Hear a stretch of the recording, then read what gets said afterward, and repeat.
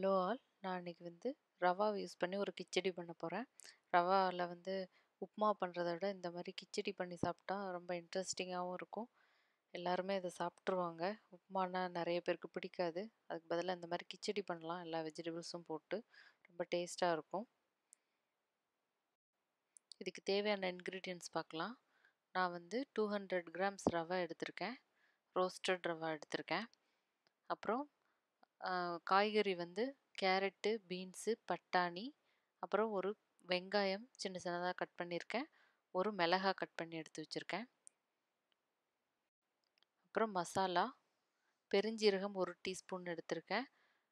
1/2 teaspoon மஞ்சள் தூள், அப்புறம் 1 டீஸ்பூன் கரம் மசாலா, அப்புறம் 2 பட்டை, அப்புறம் 2 கிராம்பு, 2 ஏலக்காய். இவ்வளோதான் அதுக்கு தேவையான மசாலா. ஃபஸ்ட்டு பேன் சூடானதும் அதில் கொஞ்சம் ஆயில் விட்டுக்கலாம். 1 டேபிள் ஸ்பூன்லேருந்து 2 டேபிள் ஸ்பூன் வரைக்கும் விட்டுக்கலாம். ஆயில் சூடானதும் அதில் பட்டை, கிராம்பு, ஏலக்காய், பெருஞ்சீரகம் இதெல்லாம் போடுறேன்.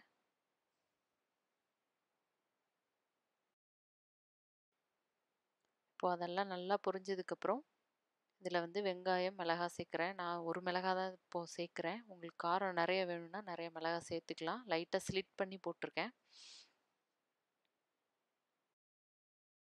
வெங்காயம் வதங்கும் போதே அதுக்கு தேவையான அளவு உப்பும் சேர்த்துடலாம். வெங்காயம் கொஞ்சம் சாஃப்ட் ஆகிற வரைக்கும் நம்ம அதை வதக்கணும். அப்புறம் இதில் கேரட், பீன்ஸ், பட்டாணி இதெல்லாம் சேர்த்துடலாம். கேரட்டு, பீன்ஸை ரொம்ப சின்னதாக நம்ம கட் பண்ணிக்கணும். அப்போ தான் அது சீக்கிரமாக குக் ஆகும். கொஞ்சம் பெருசாக இருந்தால் நம்மளுக்கு குக் பண்ணுறதுக்கு ரொம்ப லேட் ஆகும். அதனால் ரொம்ப பொடுசாக நம்ம கட் பண்ணிக்கணும். இந்த 3 காயும் மொத்தமாக சேர்த்துடலாம்.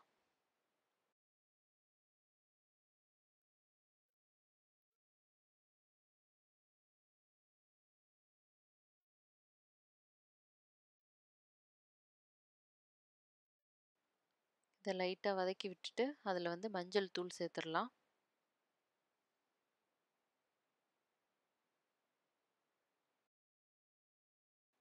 இப்போது காயெல்லாம் குக் ஆகுற வரைக்கும் நம்ம லைட்டாக மூடி வச்சு குக் பண்ணணும். அப்போ தான் அது சீக்கிரமாக குக் ஆகும்.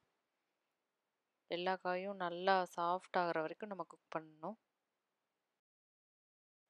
இப்போது லோ ஃப்ளேமில் ஒரு 5 to 6 மினிட்ஸ் நான் மூடி வச்சு குக் பண்ணிட்டேன். இப்போ காயெல்லாம் கொஞ்சம் சாஃப்ட் ஆயிடுச்சு.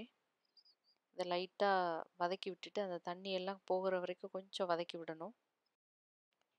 இந்த ஸ்டேஜில் நம்ம கரம் மசாலாவையும் சேர்த்துடலாம். கரம் மசாலா சேர்த்து ஒரு நிமிஷம் நம்ம நல்லா வதக்கி விடணும். அப்போ தான் அதோட ரா ஸ்மெல்லாம் நல்லா போகும். கரம் மசாலா போட்டு நம்ம வதக்காமல் போட்டோம்னா ஸ்மெல்லு நல்லா இருக்காது. அதை போட்டு நல்லா வதக்கணும். நெக்ஸ்ட்டு இதில் தண்ணி விட்டுறலாம். நான் 1 கப் ரவைக்கு 3 கப் தண்ணி விடுறேன். யூஸ்வலாக 2 கப் தண்ணி விடுவாங்க. 3 கப்புலேருந்து 3.5 கப்பு வரைக்கும் தண்ணி விட்டால் தான் அது நல்லா வேகும். நான் எப்போவுமே அந்த மாதிரி தான் ஒரு 3.5 கப் தண்ணி விட்டுருக்கேன் இதில். அந்த தண்ணியெல்லாம் நல்லா கொதித்து வந்ததுக்கப்புறம் கொஞ்சம் கொஞ்சமாக ரவை அதில் சேர்க்கணும். இல்லாட்டி கட்டி கட்டிரும். அதனால் கொஞ்சம் கொஞ்சமாக சேர்த்து நான் கிளறி விட்டுட்டே இருக்கேன். இப்போ ரவையை 1 நிமிஷம் நல்லா நம்ம கிளறி விட்டுட்டு அதுக்கப்புறம் நம்ம மூடி போட்டு இதை ஒரு 2 நிமிஷம் நம்ம குக் பண்ணணும். அப்போ தான் அது ரொம்ப சாஃப்டாக வரும். இப்போ நான் மூடி வைக்கிறேன்.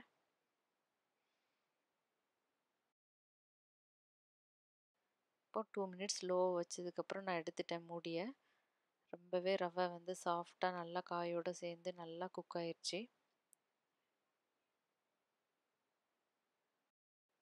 இப்போ நம்ம ஸ்டவ் ஆஃப் பண்ணிடலாம். இந்த கிச்சடி சாம்பாரோடு சாப்பிட்றதுக்கு ரொம்ப டேஸ்ட் நல்லாயிருக்கும். இல்லாட்டி சட்னியோடு சாப்பிட்றதுக்கு ரொம்ப நல்லாயிருக்கும். நார்மல் உப்புமாவை விட இது டேஸ்ட் ரொம்பவே பெட்டராக இருக்கும். உப்புமா பிடிக்காதவங்க கண்டிப்பாக இதை செஞ்சு சாப்பிடுங்க. எனக்கும் உப்புமா பிடிக்காது. அதனால தான் நான் கிச்சடி பண்ணேன் இன்றைக்கி. நீங்களும் இதை மறக்காமல் ட்ரை பண்ணி பாருங்கள். இட்லி தோசைக்கு மாவு இல்லைன்னா இந்த மாதிரி ட்ரை பண்ணலாம். Thank you all.